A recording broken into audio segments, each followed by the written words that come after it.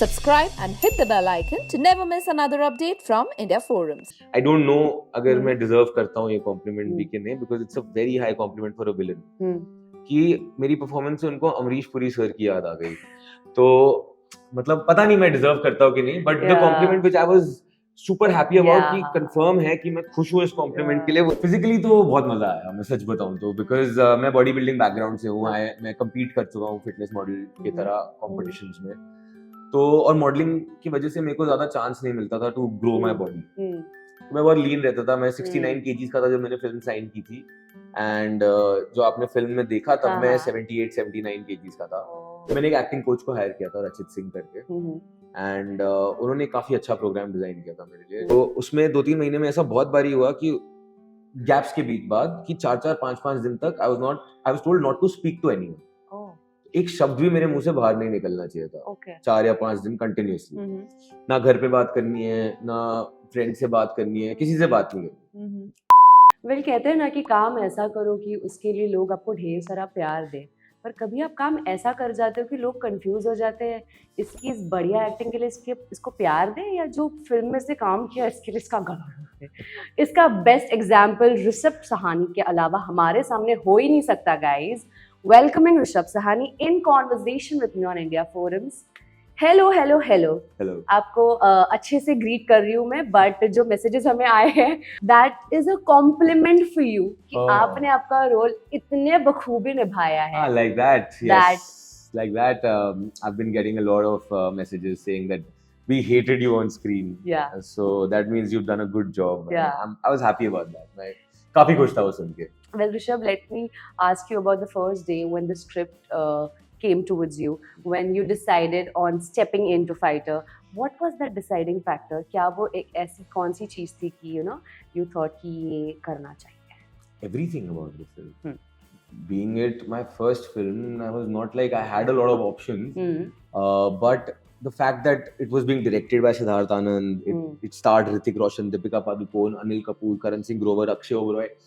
These are all the actors that I've admired. Yeah. Like, and getting to be a part of the film where they are all in one team and I'm playing the guy opposite them. Yeah. I was in no position to say no. Plus, after reading the script, I was so impressed by the script. I was like, wow, what a well-written script. And my character was also so well-written. And the amount of gravitas that my character was bringing in the film, the aura of my character, I was totally on for it. जी. काफ़ी अरसे बाद, लंबे अरसे बाद ये देखने मिल रहा है कि पहले ना कैसे ये जो विलन होते थे इनको देख के रियल में when you're seeing them आपका खून खौल जाए. ये काफ़ी टाइम बाद हमारे साथ हो कि आपको देख के हमें भी सेम एक्सपीरियंस हुआ है. While saying yes to it or agreeing to it, Rishabh, कहीं ना कहीं दिमाग में ये डबल थॉट था कि कहीं ना कहीं ये स्टीरियोटाइप ना हो जाए, when you're playing an antagonist. नहीं, the way I function, मैं ज़्यादा सोचता नहीं हूँ कि आगे क्या होगा. अभी जो है उस पे फोकस करो. And the part was very nice, the film was very nice. तो मैंने इतना नहीं सोचा कि यार स्टीरियोटाइप होएगा, होना होएगा हो जाएगा, नहीं होना होएगा नहीं होएगा. वो सोच के फालतू की एंजाइटी मैं नहीं ले सकता. करेक्ट. हाँ. तो who is the first person जिसको आपने ब्रेक किया news that I am doing fighter and this is the cast and this is my role? My parents and my sister, they went mad. Basically, I've been here 6 years. Like, I'll complete 6 years in Feb. And what I had set out to do was be part of Bollywood, be part of the film fraternity, and this was like a major step in that direction. Doing एक villain का character, Hrithik Roshan के opposite, Hrithik Roshan के opposite Siddharth Anand की film में. तो my parents were blown. उन्होंने बोला क्या कर दिया तूने, कैसे कर दिया तूने? Because funny story, जब मैं बॉम्बे आया था तो मेरा कुछ 2018 में मैं बॉम्बे आया था, एंड 2017 तक मेरे को नहीं था कि मेरे को एक्टिंग करनी है. तो कुछ पर्सनल रीजंस की वजह से मुझे दिल्ली में नहीं रहना था. एंड मेरे फ्रेंड ने मुझे 2-3 बार ही बोला था कि ब्रो बॉम्बे में तू आजा, तू कर लेगा कुछ ना कुछ. तो मैंने बोला घर पे कि अब मैं दिल्ली में रहना नहीं चाहता, मैं जाके एक्टिंग एक्सप्लोर कर रहा हूँ. उन्होंने बोला ठीक है 1 साल ट्राई कर ले कैसे होता है. Like how all the parents are like ठीक है 1 साल हाथ मार लो क्या होता है. And when I was here in the first year, 6-8 महीने बाद मैंने घर पे कॉल किया. मैंने कहा मॉम डैड यार अभी तो समझ ही नहीं आ रही कि काम कैसे होता है यहाँ पे, रुक जाओ 1 साल से ज़्यादा लगेगा. और तब तक मैं थिएटर कर रहा था एंड मुझे बहुत मजा आ रहा था थिएटर करने में. मैं तब तक जंगल बुक करके एक प्ले है वो मैं परफॉर्म कर रहा था, एंड स्पेशली वो बच्चों के लिए प्ले था तो उसमें और ही ज्यादा फुलफिलमेंट मिल रही थी, राइट. तो मेरे को इतना तो समझ आ गया था कि ये ऐसी चीजें जो मैं लाइफ लॉन्ग कर सकता हूँ। करेक्ट। तो जब मैंने वो कॉल किया घर पे, मेरे घर वाले थोड़ा टेंस हुए, बट उन्होंने कहा ठीक है, तू अपना take your time, do your thing. जी। फिर 2019 शुरू हुआ एंड मैं ऑडिशंस दे रहा था, तब तक मेरी मॉडलिंग के काम अच्छे शुरू हो गए थे। एंड 2019 सितंबर में आई थिंक मैंने एक वेब सीरीज साइन कर ली थी। तो क्योंकि वो 1.5-2 साल में मैं कुछ ना कुछ करे जा रहा था, तो मेरे पेरेंट्स भी थोड़ा चिल थे कि कर लेगा कुछ तो होगा। फिर जब वेब सीरीज मिली तो फिर उनको थोड़ा रिलैक्स हो गया कि चलो कुछ कर रहा है, सही में टाइम नहीं वेस्ट कर रहा। करते कराते जब ये फिल्म तक पहुंचे, तब तक तो उन लोगों को तो स्टार्टिंग में विश्वास नहीं हुआ कि सच्ची मतलब क्या सही में जी। That was a brilliant feeling. Wonderful. जैसे कि आपने अभी गिनाया इतने सारे दिग्गज लोग थे फिल्म में, it becomes very difficult to make your own mark जब इतने सारे बड़े किरदारों के साथ आप काम करते हो। How did you manage to do that, because you have done it brilliantly? Thank you. I think one thing that played in my favour, एक चीज जो मतलब मेरे लिए फेवर में रह गई, वो ये थी कि वो सब बाकी सब एक टीम में थे and I was like opposite. Correct. तो एक तो वो भी चीज फैक्टर थी, plus the prep that I put in for this film. मैंने इतना इंटेंसली किसी चीज के लिए कभी काम नहीं किया था, मतलब लाइफ में नहीं किया होगा, एक ही गोल को लेके, एक ही फोकस को लेके, and it that translated pretty well on the screen, right? That like you are saying I made my mark in such a huge star cast. हम जो टेररिस्ट की इमेज हमारे दिमाग में होती है ना, वो यूजुअली ऐसी नहीं होती है जैसे हमने फिल्मों में देखी है। वो इमेज हमें दिखाने के लिए आपको कितनी मेहनत करनी पड़ी? काफी, क्योंकि अभी ये कोई है तो लाइक असली में टेररिस्ट होते हैं। हाँ, एग्जैक्टली। बट अब मैं उनसे जाके बात नहीं कर सकता कि आप कैसा फील करते हो, हाउ डू यू फंक्शन, क्या सोचते हो आप। Correct. Like you know, if there is a character of like someone who goes to, समझ लो कोई सीए है, कोई इंजीनियर है, आप उनसे बात कर सकते हो।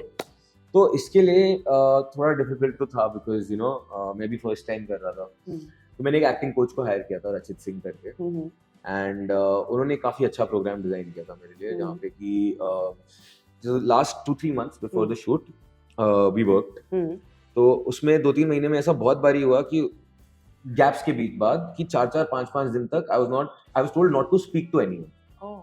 एक शब्द भी मेरे मुंह से बाहर नहीं निकलना चाहिए था। 4 या 5 दिन कंटिन्यूअसली, ना घर पे बात करनी है, ना फ्रेंड से बात करनी है, किसी से बात नहीं करनी। मैंने पूरी शिद्दत से किया हुआ, मैं झूठ नहीं बोलूंगा, मैंने एक भी दिन किसी से बात नहीं की, और ये 3-4 बारी किया हमने।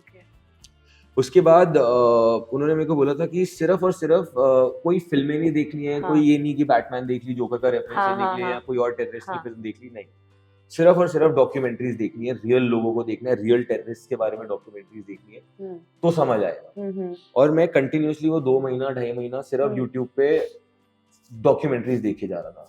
एक पर्टिकुलर डॉक्यूमेंट्री की तो आई थिंक मैंने 1000 व्यूज ऐसे ही बढ़ा दिए होंगे, बार बार हर रोज देख के। तो और फिर डे के एंड में मुझे हर रोज लिखना रहता था व्हाटएवर आई एम फीलिंग। जब मैं ये कर रहा था तो 1 month 1.5 months लेटर मैं खुद ही मैंने नोटिस किया मेरे थॉट्स, मेरे जितने भी जो मैं लिख रहा हूँ, that was becoming very aggressive हो रहा था मुझे, और you know I was filled with so much rage कि वहां पे वो अजहर आ गया था। So when I came to the set shoot करने के लिए, तो वो इनेट हो गया था मेरी बॉडी में, वो रेज और वो एंगर। एंड फिजिकली तो बहुत मजा आया, मैं सच बताऊं तो, बिकॉज मैं बॉडी बिल्डिंग बैकग्राउंड से हूँ, मैं कम्पीट कर चुका हूँ फिटनेस मॉडल की तरह कॉम्पिटिशन्स में। तो और मॉडलिंग की वजह से मेरे को ज्यादा चांस नहीं मिलता था टू ग्रो माई बॉडी। तो मैं बहुत लीन रहता था, मैं 69 kgs का था जब मैंने फिल्म साइन की थी, एंड जो आपने फिल्म में देखा तब मैं 78-79 kgs का था। तो मैं दिन में 6 से 8 बार खाना खा रहा था, एंड सारी meals were rich in protein and carbs. और मेरा खाना पूरा मेजर्ड होता था, अगर चावल खाने हैं और 200 ग्राम चावल खाने हैं तो वो स्केल पे रख के 200 ग्राम चावल ही मैं खा रहा था एक मील में।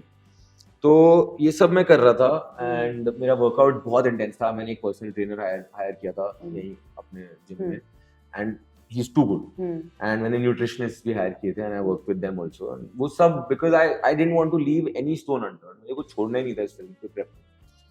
तो वो करते कराते फिजिकली तो मेरे को बहुत मजा आया ट्रांसफॉर्म करने में, बट था डिफिकल्ट वो भी। We have no doubts that your trainer is too good. अरे हर्षद काटे, too good. So how many days have you shot with the entire team? So my number of shoot days was somewhere around 26 to 28. Okay.